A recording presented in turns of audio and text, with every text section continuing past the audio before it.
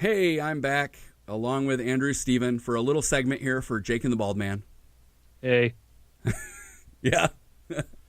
Yeah. Okay. Well, I changed your picture so that they can actually see you a little better now without it keep fading away. Assuming they're watching the YouTube, which no one watches the YouTube, so. I'll watch it. Yeah. Well, yeah. Yeah, I guess that's true. Actually, the YouTube, though, you would think it's a lot easier for people. Because most of the time people, I think, have like their iTunes and stuff on their iPod and stuff like that, where it's like, okay, well, now I'll listen to it later. It's weird to hand somebody an audio file and say, here, listen to this now in front of me. Yeah, but the problem is with YouTube is that if your phone goes to sleep, it stops playing. Oh, really? So you can't just like throw it in your pocket. Oh, well, yeah. No, that's true. But my phone doesn't fall asleep if I'm in full screen mode, but yeah. That's true. But that also kills your battery. So. Yeah. Yeah. All right. Okay. Now, we were talking on Listen to Next. Which you all should listen to. Yeah. Well, I think anybody that listens to this is probably listening to that. So I don't know. Just throw out a plug. Yeah, exactly. Yeah. Anyway, but we didn't really make it to even talk about your other couple shows. Like we talked about the CISO show.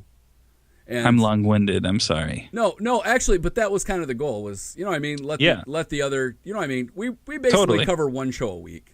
There you go. So, but I wanted to know. So, how did Gatekeeper come about? Did you? That's like right after you started doing the Long Shot podcast. You went over there. Then Jamie had an idea to do Gatekeeper, or it might have been, I don't know which started first, but just being friends with Jamie, and he had this idea, and so we just said let's do it. Okay. He had started a similar podcast that I don't think ever aired or saw the light of day, where it was a little bit more about like productivity and like life hacking, for lack of a better word, and so he had always, I think, wanted to do this idea, and then in part just to let, the comedians he deals with know, like, this is a hard job. Like, if I don't respond to your email, it's not personal. It's just because I have, 500 emails a day that I have to respond to. So he came up with that idea, and I do some work with Sideshow Network.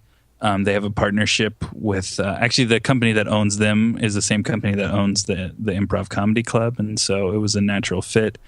The offices are right next door to each other, so that's how that one started. Oh, that's cool. So you were friends with him before any of this started, or you became friends with him through podcasting? I became friends with him through the improv and through the work I was doing with Sideshow Network, just because, proximity. Okay, now you're never going to be an on-stage guy, or is that where you want to go eventually? I don't want to be like a comedian or anything. I do like performing, but I also I love making cool shit with cool people. That's cool. Like I look at like someone like a Judd Apatow or a Lorne Michaels, and not necessarily in comedy, though those both were two examples of like the type of person I want to be, who's like every now and then will like Judd's just been returning to stand up and is recording a special, but most of what he does is help and enable other talented people to create awesome stuff.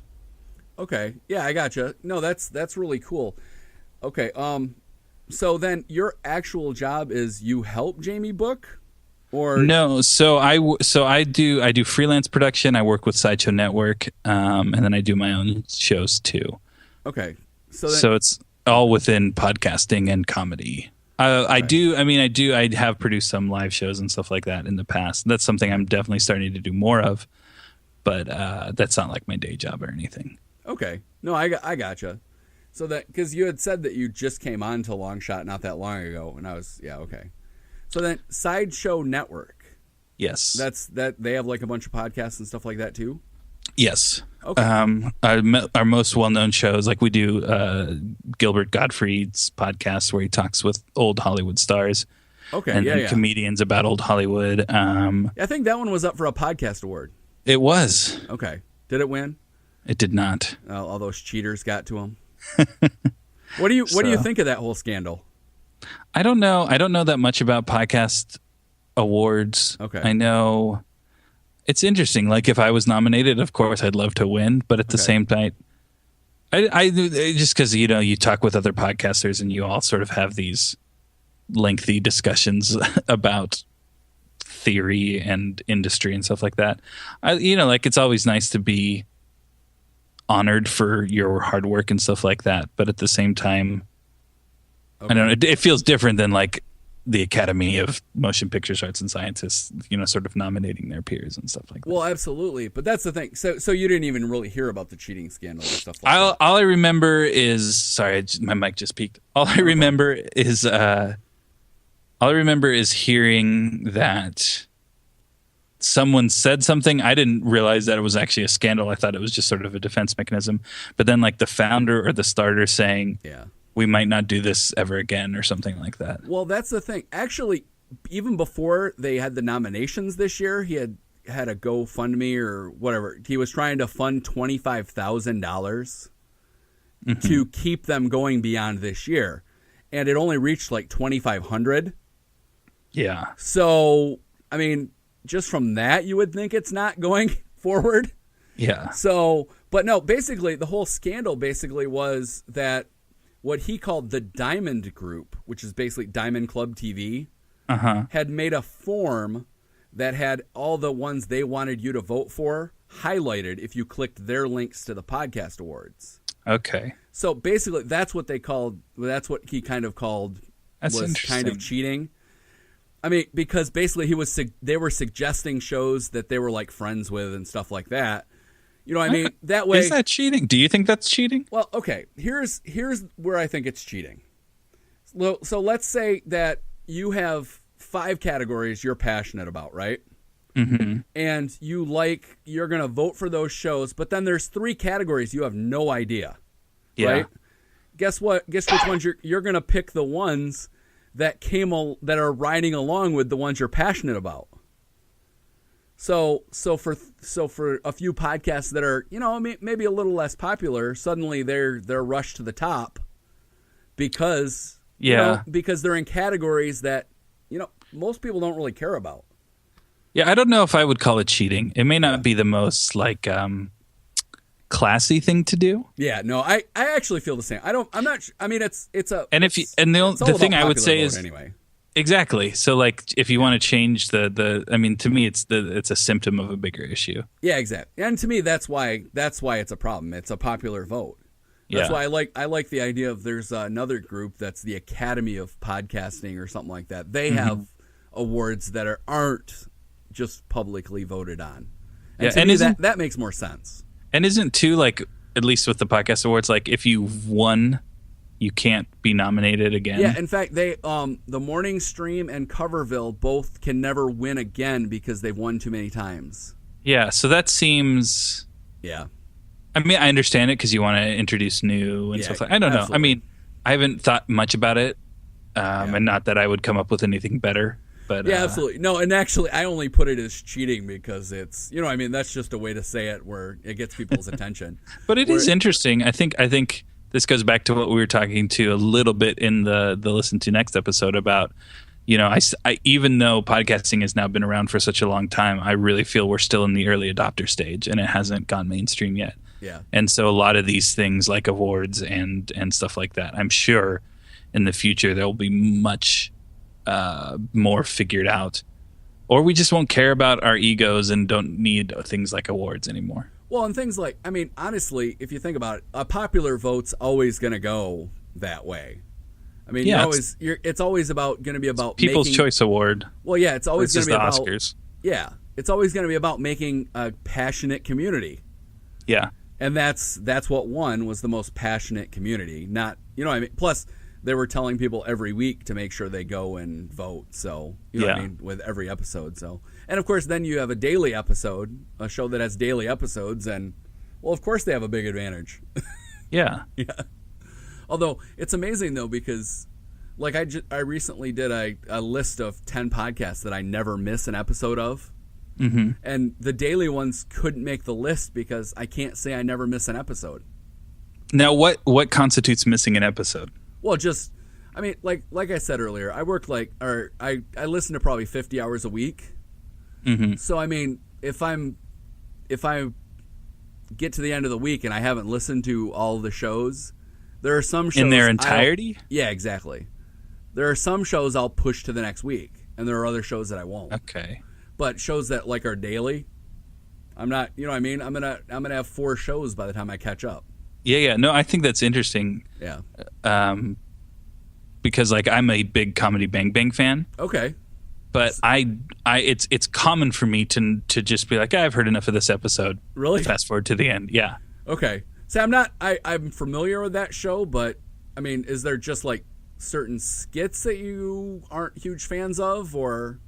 No, it's just more. It's more because I love listening to podcasts and I have a lot to listen to, and it's just sort of like I'm a completist at heart. Okay. Like I love being a completist, but that can also be anxiety inducing at times. And at one point I was just like, why am I pressuring myself to listen to this till its end? If I'm, there's going to be another one next week, or there might, there's often 2 with Comedy Bang Bang. They do 2 episodes a week every so often. Okay. And it's just like, why am I adding, like, I have to finish. If it stopped catching my attention, just, I have 20 other shows that I want to listen to. So. Okay. And it's not personal. I mean, it's like I said, it really is one of my favorite shows, and it probably gives me that awkward wearing headphones, laughing in public thing more than any other show I listen to. But it's just one of those shows where that happens.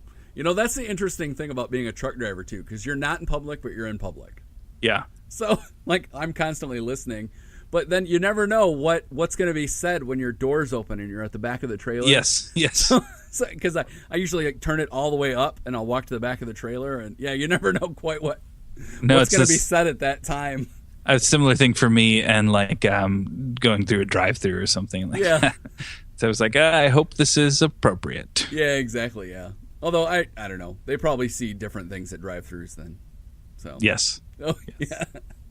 So now I did have one question that's more related to what's going on today.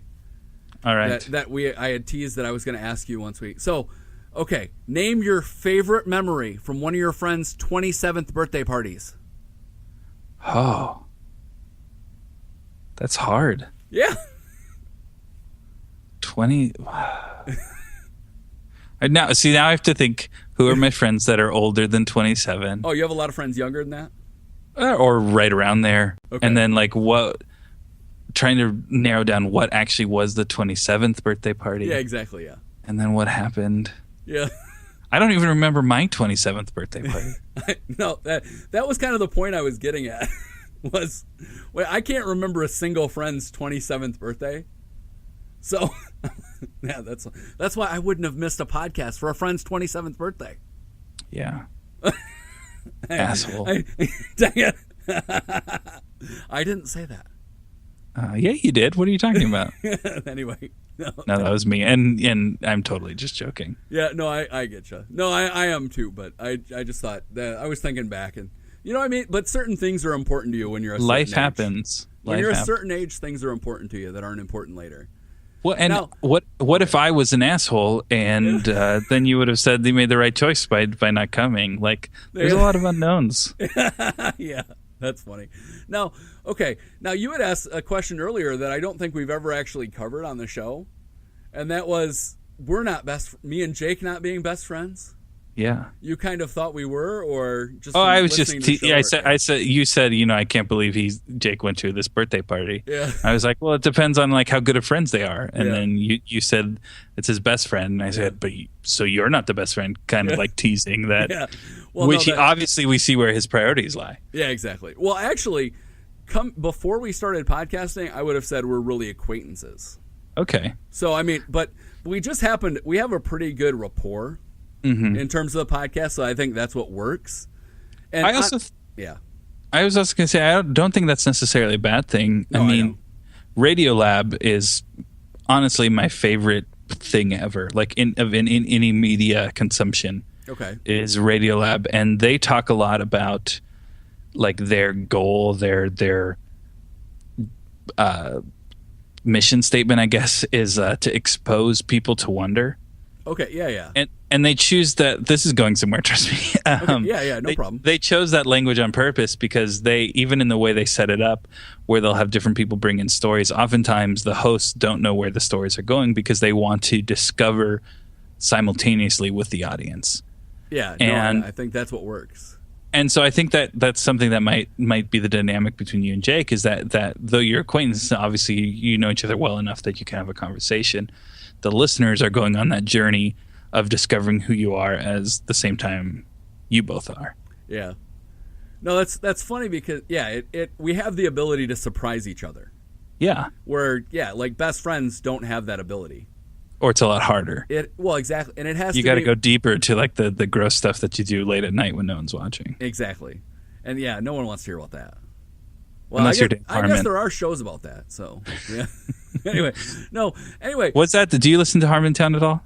Oh, I once again heard of it. I'd listen to so many, and now that we're doing a podcast about podcasts, it's like, and we make a commitment that if a show follows us, like on Twitter, Yeah. that show gets a You hear little that bit of a bump. podcast? Follow, listen to. Yeah. No, I just was going to say, because I think it was the first episode of the podcast. He talked about when he was younger, he stuck a Sharpie up his ass. Ugh. Yeah, I don't really need to hear that. No, but actually, though, that kind of reminded me of something on the long shot this week on that mini episode. They had talked about you. Yes. Because you were like busting a gut because she had said that it must have been 6 because it was before 7. Mm-hmm. And that was the same thought that was, I think, going through everyone's head at that moment. Because that was exactly what I was thinking. What I'm trying to, I remember that, but I'm totally losing the context of it. Joe was saying that he happened to see someone behind him at like McDonald's. No, it was Taco Bell. And it was Brad Pitt. But it was Brad Pitt before 7. That's right. That's right. And then Amber Kenny chimed in and said, so it was 6? Yes. Yeah. So I was thinking the exact same thing at the time. Yeah. So yeah, I was like, okay, yeah, I got you. That Yeah. that was pretty. So now what? So is there any thought? Are you going to be joining that crew and becoming like the 5th member? Because I think you could hold your own in there.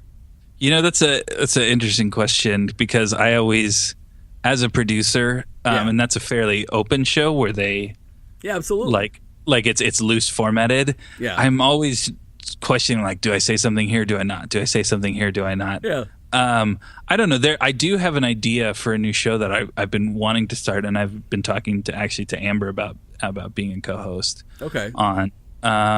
I don't know. I guess I'll play it by ear. If they tell me to stop talking, I'll stop talking. But well, no, they don't let you check in or anything, but you get to be there.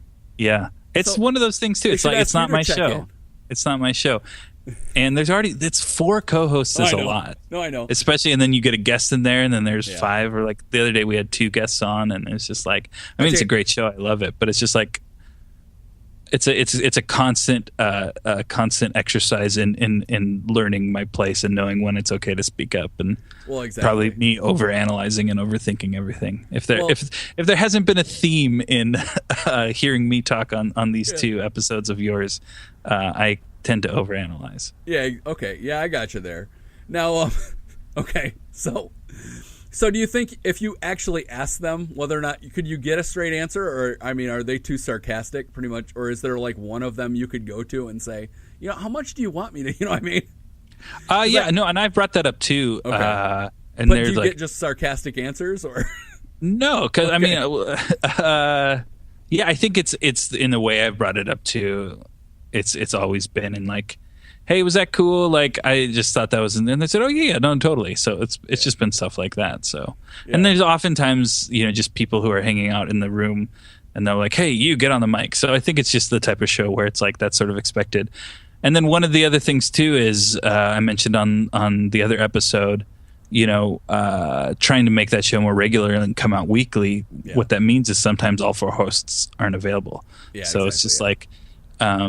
That's another opportunity to talk. I don't know. And then also like I'm just as excited about like just being behind the scenes as I am about talking. But every now and then it's just like, if it's late at night and I'm tired, I'm just like, I'm going to butt in here because I think I have something interesting to say. So you are going to be starting another show soon? I want to. I have this idea for like an tongue-in-cheek advice type show. Okay, you need another host because I'm always available. Well, that's actually so. Well, I can just tell you. So it's a play on words. It's called guest advice, Okay. spelled both ways, like GUESSED and GUEST. Okay. Yeah.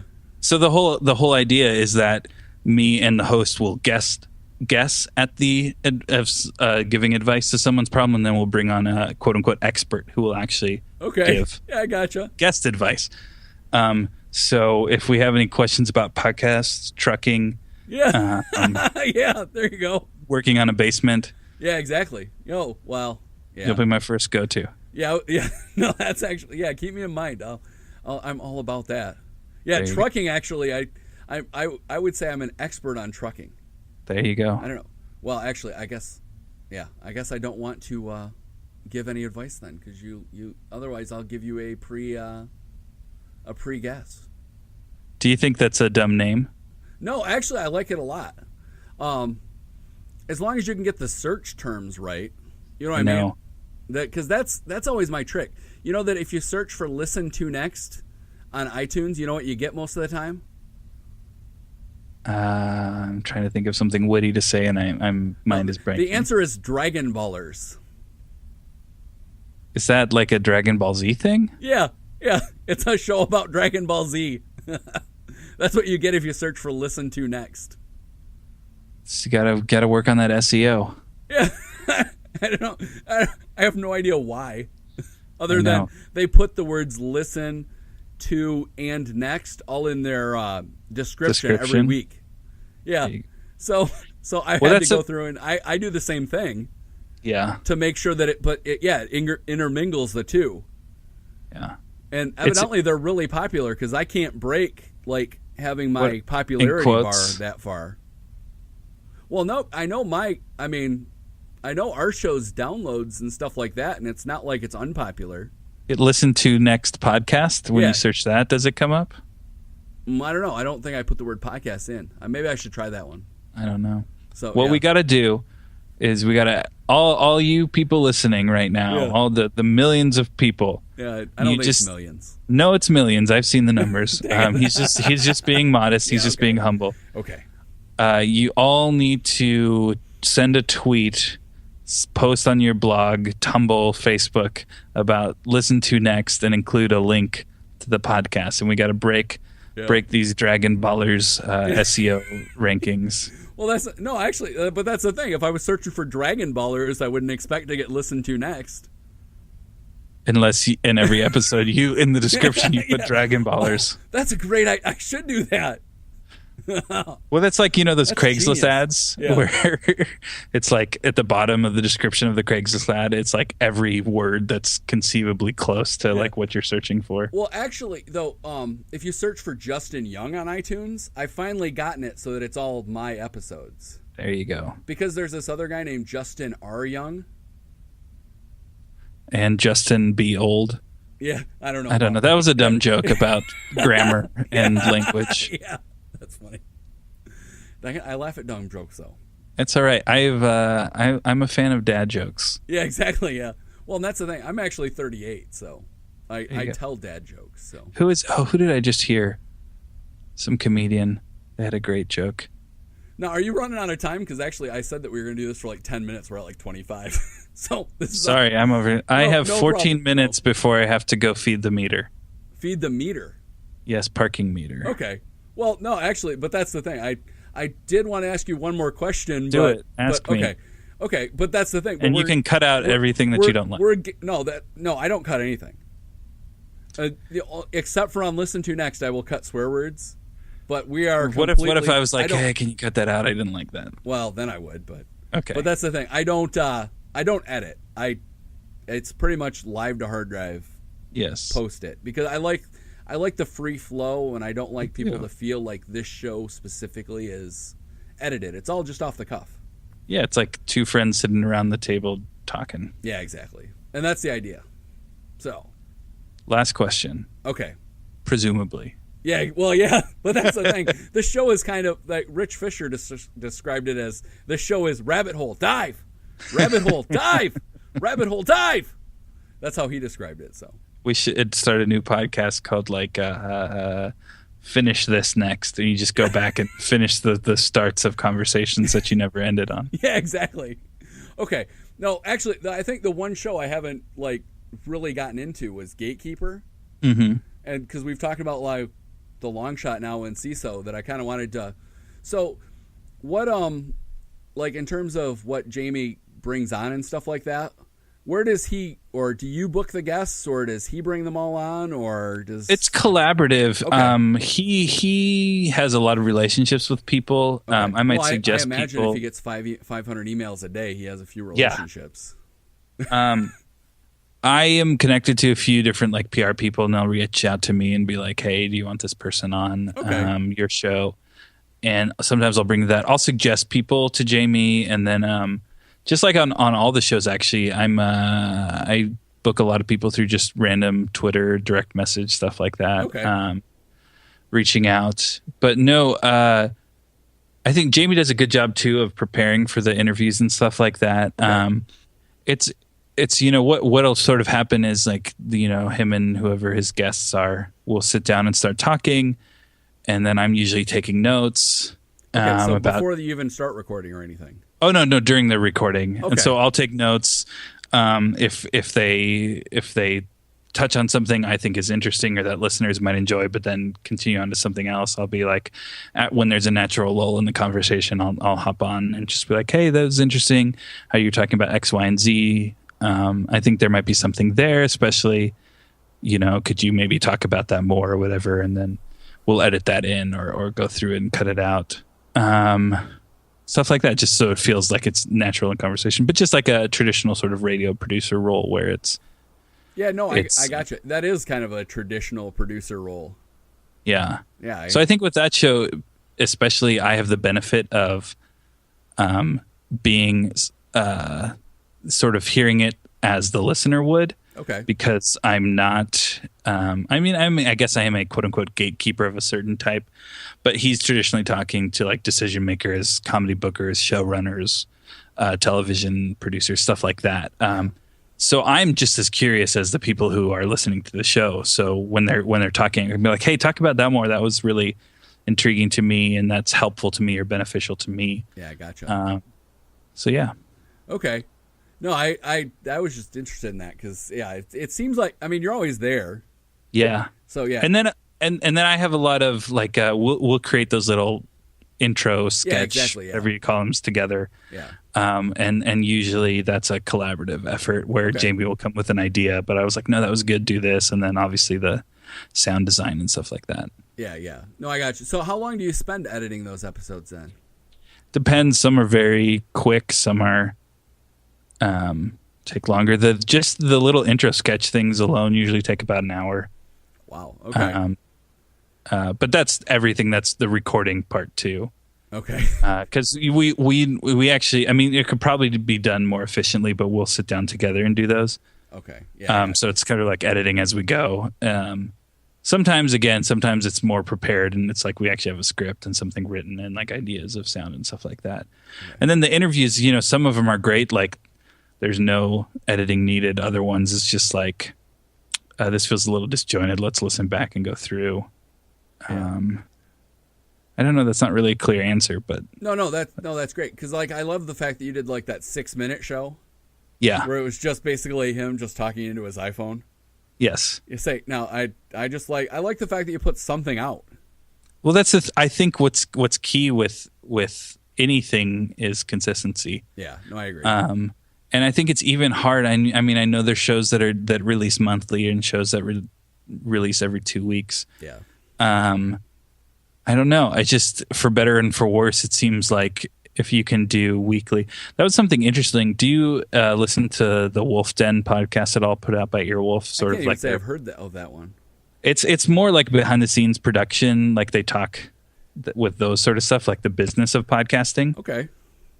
And they just came out with Howl, which is like a subscription based service, and it allows them to do a lot of like mini-series audio programming. Yeah, we've talked about that. And one of the things they said they wanted to do is because their Earwolf, is a big power player in the podcast space, especially with comedy.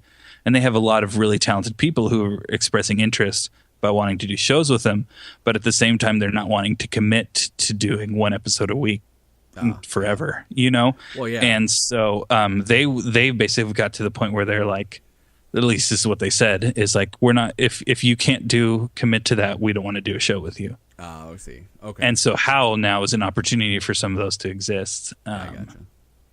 So yeah, so I think consistency is key. I think doing it weekly is key, whether you want to do it or not. Now, that doesn't mean you can't do reruns. That means you can't do short little, hey, we're out of town. Yeah. I mean, I think I got that from How to Do Everything podcast. Okay. Have you heard of that one? Yeah, no, I have. In fact, we just covered Missed in History, which is part of their network. Yeah. So, How to Do Everything will be like, hey, we got a short episode for you this week. We're out of town. Yeah. Or something like that. Or, Wait, Don't Tell Me will be like, here's a clip show. Here's a best of show. Yeah, exactly, yeah. So not to say that you can't take weeks off, but just to put something out, even though it is, subscription listening, it's not necessarily listened to as soon as it comes out, oftentimes weeks or months later. I just think that consistency is important. Yeah. No, that's great. All right. Well, and tweeting, blogging, blah, blah. Sorry, I'm talking. No, I know. But I realize you have to get out to the meter. And because we're at 31 minutes, so this is a full episode. So, sorry. So why don't you go ahead and tell people where they can find you online? AndrewSteven.com, at AndrewSteven on Twitter and Instagram. Okay. And then the shows are the CSOC Show, the Long Shot Podcast, and Gatekeeper, and you can get those wherever you subscribe to podcasts. Yeah, and of course, if you're watching this on YouTube, all of that stuff was been in front of you the whole time. Awesome. And of course, this is We Do Pod is actually this one's Twitter. That's Jake and the Bald Man's Twitter. So yeah, which is about to follow you because that Twitter actually follows any contributor. So awesome. So you are now a contributor. There will be some mutual follow back. Okay, cool. Thank you. Thank you. Yeah. Anyway, so that's great. We'll call this an episode. Oh, wait, I got to play an end theme. Thank you for making me feel important and thinking my opinions are valid. No, actually, we love, ever since you followed us on Twitter, we've been in love with your show. So there you go. So yeah. Thank you so much. Yeah, no, it's been great having you. We'll be in contact. We'll have to do something again. And let me know if you're ever in LA or anything. Oh, yeah, definitely. I wish I could get out there. I used to get out there all the time. Well, hold on. I'm going to hit stop recording.